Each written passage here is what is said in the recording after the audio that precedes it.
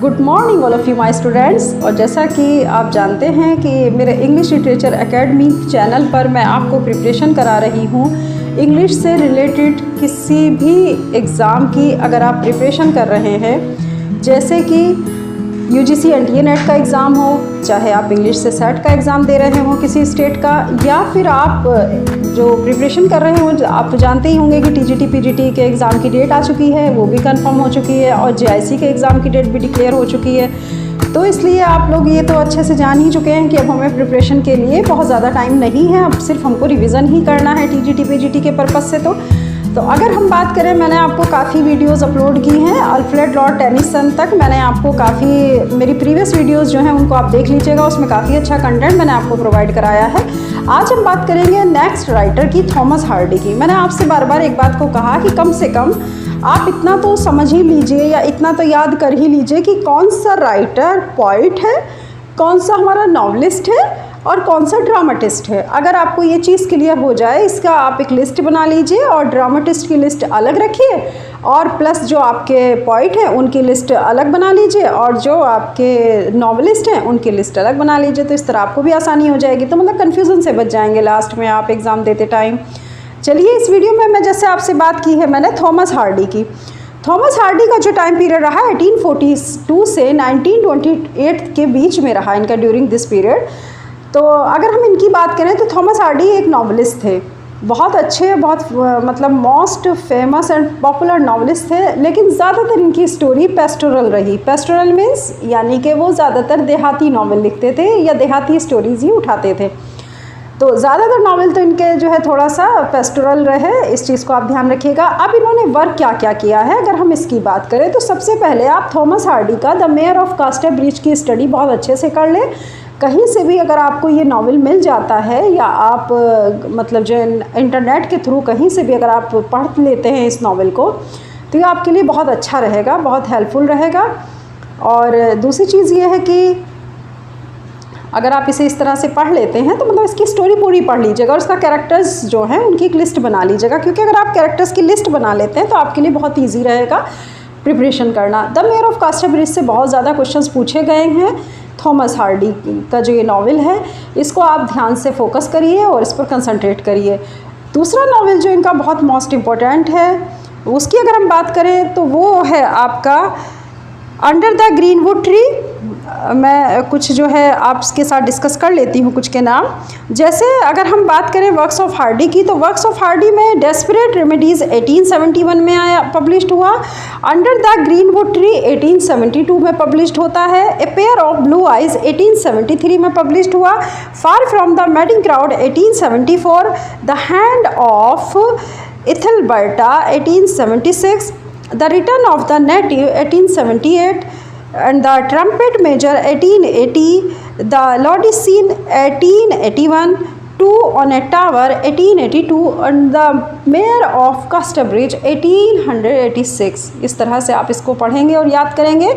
The Woodlanders 1887, Tess of the d'Urbervilles 1891। अब देखिए इसमें जो द मेयर ऑफ कास्टरब्रिज है and the Tess of the d'Urbervilles है 1891 में जो आया है, इसको आपको बहुत ज़्यादा ध्यान से पढ़ना है और इन दो पर बहुत ज़्यादा फोकस करना है कि स्टोरी क्या है, कैरेक्टर्स कौन कौन से हैं। और इससे पहले जो अगर हम बात करें हमारे नॉवल की, तो इसमें under the greenwood tree and the far from the madding crowd, in 4 novel हैं। ये 4 नॉवल के ऊपर मुझे नहीं लगता कि बहुत ज़्यादा आपको जो है कवर करना पड़ेगा, क्योंकि इन्हीं 4 से क्वेश्चंस ज़्यादा पूछे गए हैं प्रीवियस एग्ज़ाम्स में भी, जो मैंने इसमें जो है कंक्लूज़न निकाला है। तो लिहाजा आप इसको अच्छे से पढ़िए, देखिए। अच्छा, उसके बाद आती है इनकी शॉर्ट स्टोरीज़। 4 नॉवल की मैंने आपसे बात की। पहला नॉवल कौन सा है? पहला नॉवल है आपका under the greenwood tree, and second is the far from the madding crowd, and third is the mayor of Casterbridge, and fourth is the d'Urbervilles. आप इसको याद करिएगा, डी अर्बरविलिस को, Tess of the d'Urbervilles इसका पूरा नाम है, Tess of the d'Urbervilles इसका पूरा नाम है। तो आप इसको इस तरह से करके 4 नॉवल आपसे नहीं छूटने चाहिए। अगर आप कोई भी एग्ज़ाम देने जा रहे हैं तो थॉमस हार्डी के इन 4 नॉवल की स्टडी तो बहुत ही अच्छे से कर लीजिएगा, क्योंकि प्रीवियस के जो क्वेश्चंस हैं वो इन पर बेस्ड हैं और इन 4 नॉवल की थीम को उठा करके ही उन्होंने क्वेश्चंस पूछे हैं। बात आती है, इन्होंने सिर्फ नॉवल ही नहीं लिखे बल्कि शॉर्ट स्टोरीज़ भी लिखी हैं। तो अगर हम शॉर्ट स्टोरीज़ की बात करें तो उसमें क्या इंपॉर्टेंट है, Wessex Tales collection of the short stories 1888 में पब्लिश होती है। इस पे आप स्टडी करिए, इसको आप ज़रूर देखिएगा, मैं यही कहूँगी, क्योंकि शॉर्ट स्टोरीज से क्वेश्चन पूछे गए हैं। A group of noble dames 1891 में पब्लिश होता है इनका ये short stories work. Life's little ironies 1894 में पब्लिश होती हैं ये शॉर्ट स्टोरीज़ है ये भी एक। तो शॉर्ट स्टोरीज़ में जो है इनका वो 3 शॉर्ट स्टोरीज़ हैं, जिसमें कि मोस्ट इंपॉर्टेंट है वेसेक्स ज़रूर याद करिएगा, Wessex tales 1886 and a group of noble dames 1891 and the third is life's little ironies 1894। लेकिन इसमें मैंने जैसा आपसे बताया शॉर्ट स्टोरीज़ जो वेसेक्स टेल्स हैं वो बहुत ज़्यादा इंपॉर्टेंट है, क्योंकि उनके ऊपर क्वेश्चंस पूछे गए हैं। चलिए नेक्स्ट बात आती है, ये नॉवलिस्ट थे, शॉर्ट स्टोरीज़ इन्होंने लिखी, शॉर्ट स्टोरीज़ राइटर भी रहे, and next he was the poet, वो पोइट भी थे। तो पोइट में उन्होंने पोएम कौन कौन सी लिखी हैं, अब हम इसकी बात कर लेते हैं। पोइट्री की अगर हम बात करें तो Wessex poems and other versus, ये इनकी मोस्ट इंपॉर्टेंट पोइट्री है, इस पर आप ध्यान देंगे। Poems of past and present 1901 में पब्लिश होती है।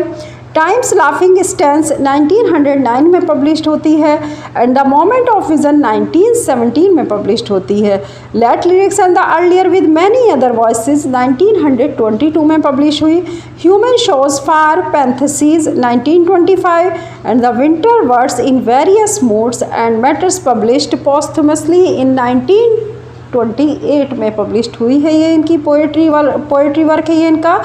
और नेक्स्ट पोइट्री वर्क है द डायनेसेस्ट 1903 से 1908 के बीच में पब्लिश हुई, लेकिन ये 3 वॉल्यूम एपिक है, closet drama representing the course of Napoleonic wars from 1805 to 1815 में। ठीक है, क्या है ये 3 वॉल्यूम में पब्लिश होती है, और एक एपिक है। एपिक तो आप जानते होंगे महाकाव्य है मतलब इनका।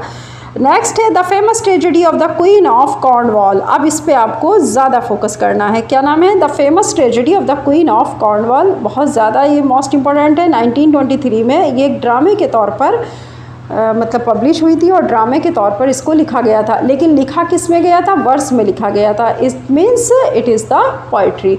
तो इस तरह से आप इसको समझेंगे और इस तरह करेंगे। मैंने जैसा आपको बताया इनके 4 नॉवेल जो कि आपके लिए मोस्ट इंपॉर्टेंट है, the mayor of Casterbridge, is that clear, the mayor of Casterbridge first novel है। सेकंड नॉवेल की अगर हम बात करें तो Tess d'Urbervilles second novel most important है। कैरेक्टर और प्लस का पब्लिश्ड हुआ, किस ईयर में हुआ, ये चीज़ आपको ध्यान देनी है और इसी के अकॉर्डिंग आपको प्रिपरेशन करनी है।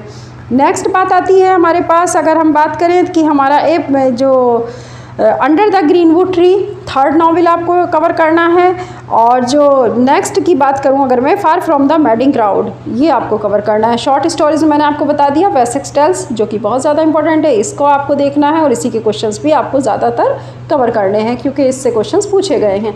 पोइट्री की बात करें तो पोएम्स में जहाँ तक मैं जानती हूँ तो अभी सबसे ज़्यादा जो पूछा गया है तो इनकी जो tragedy of the queen of Cornwall 1923 में आया, ये एक ड्रामा था और ये एक ट्रेजेडी है, इसको आपको अच्छे से देखना है और कवर करना है।